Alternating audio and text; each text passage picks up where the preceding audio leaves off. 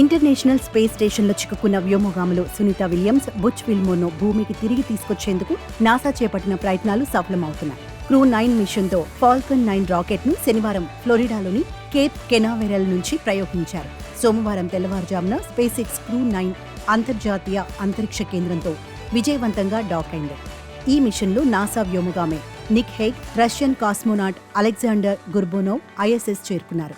వారు చేరుకున్న వెంటనే సునీత విలియమ్స్, బుచ్ విల్మోర్ వారికి సాదర స్వాగతం పలికారు. దీనికి సంబంధించిన వీడియోను సోషల్ మీడియా వేదికగా నాసా రిలీజ్ చేసింది.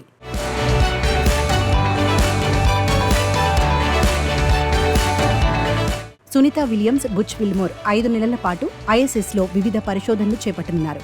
డాకింగ్ ప్రక్రియ పూర్తి కాగానే ఈ రోజు ఎంతో అద్భుతమైన రోజు అని నాసా డిప్యూటీ అడ్మినిస్ట్రేటర్ పామ్ మెల్రాయ్ తెలిపారు. హాగ్, గోర్బోనోవ్ వచ్చే ఏడాది ఫిబ్రవరిలో భూమిపైకి తిరిగి రానున్నారు.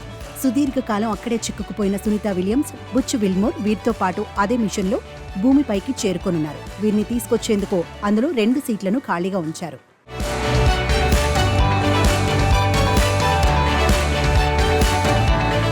ఎనిమిది రోజుల మిషన్లో భాగంగా సునీత విల్మోర్లు జూన్ 6న బోయింగ్ స్టార్లైనర్ క్యాప్సిల్లో అంతరిక్ష కేంద్రానికి వెళ్లిన సంగతి తెలిసిందే. వాస్తవానికి జూన్ 14న వీరిద్దరూ భూమికి తిరిగి ప్రయాణం కావాల్సి ఉండగా వ్యోమనౌకలో హీలియం లీకేజీ కారణంగా సాంకేతిక సమస్యలు ఎదురయ్యాయి. ఈ సమస్యను పరిష్కరించిన బోయింగ్ వ్యోమగాములను తిరిగి భూమిపైకి తీసుకొచ్చేందుకు స్టార్లైనర్ సురక్షితమే అని చెప్పింది. కానీ నాసా అందుకు అంగీకరించలేదు. దీంతో స్టార్లైనర్ న్యూ మెక్సికోలోని వైట్ శాండ్స్ స్పేస్ హార్బర్లో సురక్షితంగా కిందకు దిగింది. దీంతో వీరిద్దరూ ఐఎస్ఎస్లోనే కాలం గడుపుతున్నారు. ఇక ఈ మిషన్లో వెళ్లిన హాగ్, గోర్బోనోవ్ అంతరిక్ష కేంద్రంలో 5 నెలలు ఉండనుండగా సునీత విలియమ్స్, విల్మోర్ మొత్తం 8 నెలలు గడపనున్నారు.